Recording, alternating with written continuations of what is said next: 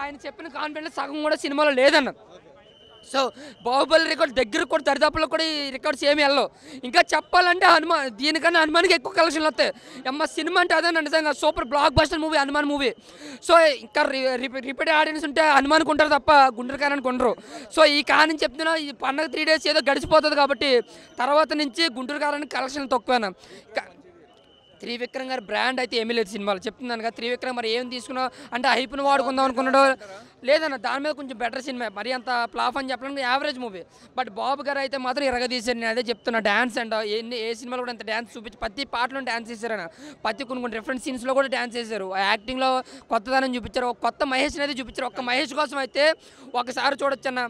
ఇంకా కలేజ్ అంత రేంజ్ ఉండదు, కానీ నేను చెప్తున్నాను కదా, అతడు కలేజ్ కన్నా తక్కువ సినిమా. సో వాళ్ళతో పోల్చుకోండి, అవి ఒక ఎవర్గ్రీన్స్ మూవీస్ అన్నమాట. సో మీరు వాటితో పోల్చుకోవద్దు. ఏదైనా ఓవరాల్గా ఒక మాటలో చెప్పాలంటే బాబు కోసం అయితే ఒకసారి చూడొచ్చు అన్న.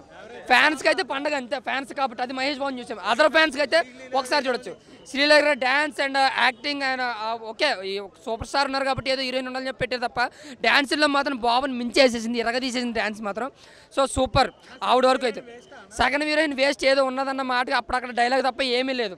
అంటే ఏంటంటే త్రివిక్రమ్ మార్క్ ఏదైతే మనకి ఎక్స్పెక్ట్ చేసి వెళ్తామో అది సినిమాలో లేదన్న. రమ్యకృష్ణ పాత్ర ఏదో అంతే, రమ్యకృష్ణ పాత్ర అండ్ బాబు గారి క్యారెక్టర్ ఎక్కువ హైలైట్ అన్నమాట సినిమాలో. అదే గారి కోస్ట్ ఏం పెద్ద ఏం లేదన్న, జస్ట్ ఒక 1 minute కామెడీ ఉంటుంది అంతే, పెద్ద ఏం కాదు. జగపతి బాబు గారు ఉన్నారు, ఆయన్ని సరిగ్గా వాడుకోలేదు. ఎటు వచ్చి ప్రకాష్ రాజ్ గారిని బాగా వాడుకున్నారు, బట్ ఆయన యాక్టింగ్ మనకు తెలిసిందే చాలా న్యాచురల్గా పోతుంటుంది. సో ఎలాంటి సినిమా అంటే ఒక రొటీన్ బోరింగ్ సినిమా అంతే, ఒక మొక్కలో. సంక్రాంతికి ఇట్టు కాదు, హనుమాన్కి ఎక్కువ కలెక్షన్లు వస్తాయి. హనుమాన్కి గెలిచేస్తుంది. ఇంకా 2 movies ఉన్నాయి కూడా చూడాలి ఇంకా. అవునన్నా, అంటే ఒకటన్నా ఈ 2 సినిమాల్లో ఏది బాగున్నా గుంటూరు గారని తన్నేస్తుంది, నేను చెప్తున్నాను కదా. కూర్చే సాంగ్ కూడా మంచిగా ఊపి చేయాలా, డ్యాన్స్ చేయాలనుకుంటాం, కానీ అది కూడా కొద్దిగా డిసప్పాయింట్ అయిపోయింది. శ్రీలీల యాక్టింగ్ బాగుంది, మంచి సాంగ్ రిమిక్స్ ఉంది కదా, ఆ రిమిక్స్ చేసే సీన్స్ అయితే చాలా సూపర్గా అనిపించింది నాకైతే. సెకండ్ హాఫ్ మాత్రం మంచి మదర్ సెంటిమెంట్తో పోతే, ఫస్ట్ హాఫ్ కొద్దిగా డల్, అసలు బోర్ అనిపిస్తుంది. అసలుకి ఇట్లా ఉంటుందని ఎక్స్పెక్ట్ చేయలేదు. ఎక్స్పెక్టేషన్స్ చాలా దారుణంగా ఉందన్న. అసలుకి తమని ఇట్లా చేయడము, సుకుమార్ అంట మన త్రివిక్రమ్ గారు అసలుకి మాటల మంత్రికుడు మరి అంతకు మించి అన్న. అసలుకి కామెడీ సీన్స్ మన మహేష్ బాబుది, వెన్నెల కిషోర్ది, శ్రీలీల గారిది అయితే మంచిగా ఉంటుంది. ఆ కామెడీ సీన్స్ అయితే బాగుంటుంది.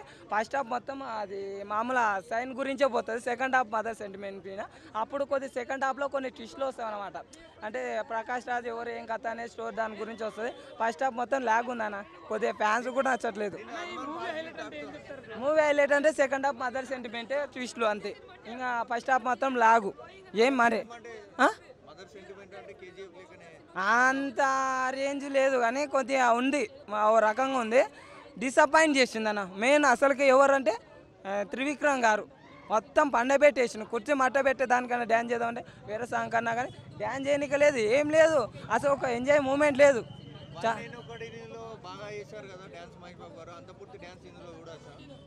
అంటే డ్యాన్స్ కొద్దిగా చూడొచ్చు, మరి శ్రీలీల కొద్దిగా డామినేషన్ చేస్తున్నట్టు అనిపించింది. ఇంకోటి మీనాక్షి చౌదరి ఆమె కీలు బొమ్మ అన్నట్టు దిష్టి బొమ్మలాగా పెట్టేసి, ఆమెను ఊక పెట్టిన వేస్టే, పెట్టకుండా వేస్టే. ఏంది బ్రో, అందరు ఫ్యాన్స్ అందరు చూసినాక కూడా నువ్వు ఈ మాట మాట్లాడుతున్నావనా? లేదన్న, ఇట్టయితే కష్టమే. పోటీ ఇస్తుంది హనుమాన్, అయితే పోటీ ఇస్తుంది హనుమాన్. ఎందుకు ఏదో బంగాళాఖాతం అది బాగుంది, ఎందుకంటే అది మంచి విజువల్స్ కానీ గ్రాఫిక్స్ కానీ అది హైలైట్లో ఉంది. ఏంటంటే కొద్దిగా హై ఎక్స్పెక్టేషన్స్ వల్ల కన్నా కొద్దిగా తగ్గింటే రెండోది ఇచ్చిండ్రు కదా మామ. నేను అదే చెప్తున్నా, నేను ఇప్పుడు అదే అంటున్నా. మామ వచ్చిన తర్వాతనే ఎవరు విన్నారనే చెప్పగలం. మామ వచ్చిన తర్వాత నా సామిరంగా కాదు, అవన్నీ కాదు. మామ రేపు తెలిసిపోతుంది ఎవరు విన్నర్ ఎవరు. మామ వచ్చిన తర్వాత అప్పుడు మామ విన్నారా హనుమాన్ విన్నారా తెలిసిపోతుంది. మామ పక్కా నా సామిరంగా లేదు అసలు. అది నువ్వు అది లెక్కలు పెట్టుకోకు, తాటలో పెట్టుకోకు. వెంకీ మామనే మొత్తం ఫ్యామిలీ సంక్రాంతికి వెళ్ళేది. ఒకవేళ ఉంటే మామనే వెళ్తాడనే వెళ్తుంటారు, తర్వాత హనుమాను.